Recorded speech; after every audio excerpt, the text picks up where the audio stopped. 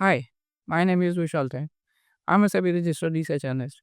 आज हम बात करेंगे मॉनेटरी पॉलिसी अनाउंसमेंट हुआ और उसमें आरबीआई ने क्या इंपॉर्टेंट डिसीजंस लिए।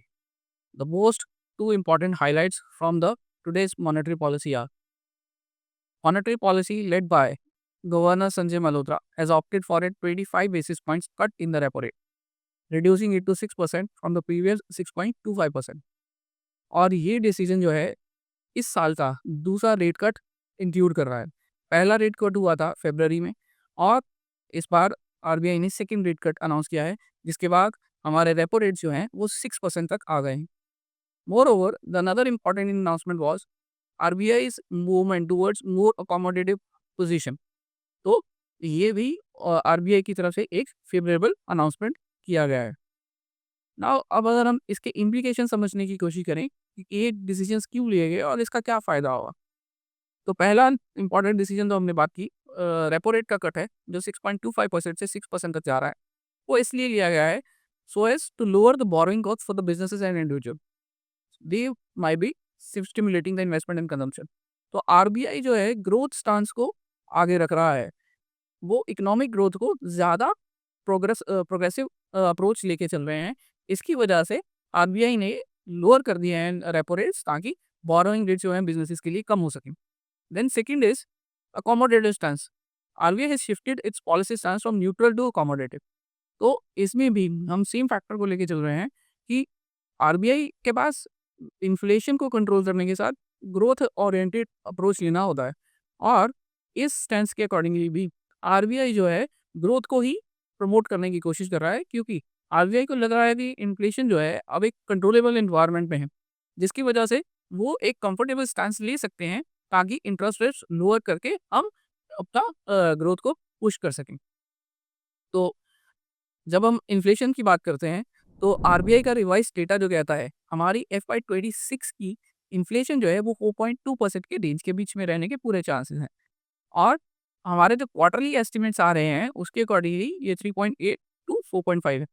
जो प्रीवियस इकोनॉमिक स्टैंस दिया गया था इन्फ्लेशन को लेके आरबीआई को, उनका रेंज होता है 4 और 4.2% टू 4% फॉर द इन्फ्लेशन। सो 4.2% जो है अपर ब्रैकेट के पास होने की वजह से अब आरबीआई जो है लिटिल कंफर्टेबल है कि हम ग्रोथ को ज़्यादा प्रेफर करें ताकि हम इस जीडीपी को बढ़ा सकें। देन हमारे जीडीपी फोरकास्ट की जो रेट है वो पहले 6.7% था और अब वो कम हो रहा है तो 6.4%। इसकी वजह से भी यहाँ पे प्रेशर आ रहा है कि हम इकोनॉमिक ग्रोथ को प्रेफरेंस दें और इन्फ्लेशन को साथ ही साथ मैनेज करने की कोशिश करें। तो इन दोनों गोल को अचीव करने के लिए आरबीआई ने अपने इन स्टांस को चेंज किया है, अकोमोडेटिव स्टांस की तरफ गए हैं और हमने अपने रेट्स को भी कम कर दिया है। Now the actual decision making इसमें क्या होगा? तो RBI has made this decisions which are influenced by पहली चीज प्रिवेलिंग इकोनॉमिक लैंडस्केप जो है वो इंक्लूड्स डिक्लाइनिंग इन्फ्लेशन रेट्स। हमारा ट्रेंड जो है इन्फ्लेशन रेट का वो नीचे जा रहा है और ग्लोबल ट्रेड में कुछ चैलेंजेस आ रहे हैं। नाउ रिसेंटली हम बात करें, India's retail inflation has reached 7 month low of 3.61।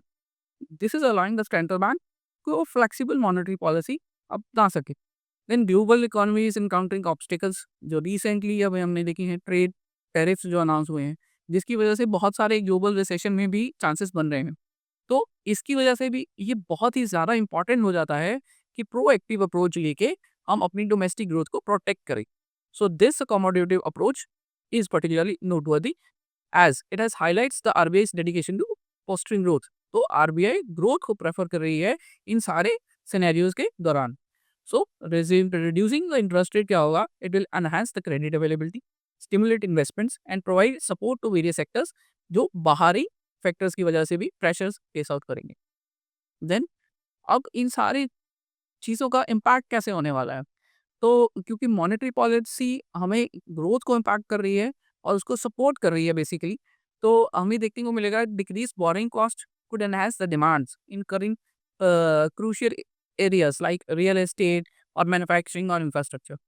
हम देखेंगे जैसे ही हमारे रेपो रेट कम होते हैं, हमारे जो लोन्स होते हैं, हाउसिंग लोन्स होते हैं, ऑटो लोन्स कम हो जाते हैं और इस सब का जो इम्पैक्ट आता है फाइनली बाइंग पावर के ऊपर आता है। और बहुत बार देखा गया है कि लोग लोअर रेट का फ़ायदा भी उठाते हैं। अगर उनके पास कोई डिसीजन था हाउस बाय करने का, वो डिले कर रहे थे, जैसे ही उनके रेट्स उनके कंफर्टेबल लेवल में आ जाते हैं, they go for it. Same goes for auto loans and all. तो इससे कमर्शियल एक्टिविटी जो बढ़ेगी, सो हम देखने आने वाले समय में हम देखेंगे कि commercial banks in lower rates को कंज्यूमर को कैसे पास ऑन करते हैं, and then we will have the final effects. Global scale की बात करें, तो यहाँ पे भी कुछ प्रॉब्लम्स हैं, अनसर्टेनिटीज़ हैं। Recent tariffs implemented by the US, जिसकी वजह से बहुत ही ज़्यादा इन्फ्लेशनरी प्रेशर आने के चांसेस होने वाले हैं। तो और ग्लोबल ट्रेड में भी डिसरप्शन आने के पूरे-पूरे चांसेस हैं। So, through easing of monetary policy, RBI is trying to seek to elevate these concern. तो वो उसको भी एड्रेस करने की कोशिश कर रहे हैं और थोड़ा बफर क्रिएट करने की कोशिश कर रहे हैं हमारे डोमेस्टिक बिज़नेसेस के लिए। So, the RBI's monetary policy for April 2025 is actually a showing a demonstrating a thoughtful strategy, जहाँ पे हम डोमेस्टिक चैलेंजेस को भी एड्रेस कर सकें, ग्लोबल चैलेंजेस को भी एड्रेस कर सकें और हम अपनी डोमेस्टिक इकोनॉमी में फोकस करते हुए अपनी जो रिकवरी है उसको मेंटेन करते हुए आगे बढ़ सकें। So I guess this is a very good measure taken by the bank. और हमें ये भी उम्मीद है more and more central banks in the world will be lowering the rates to maintain the global economy on a growth perspective. So that's all for today. Thank you.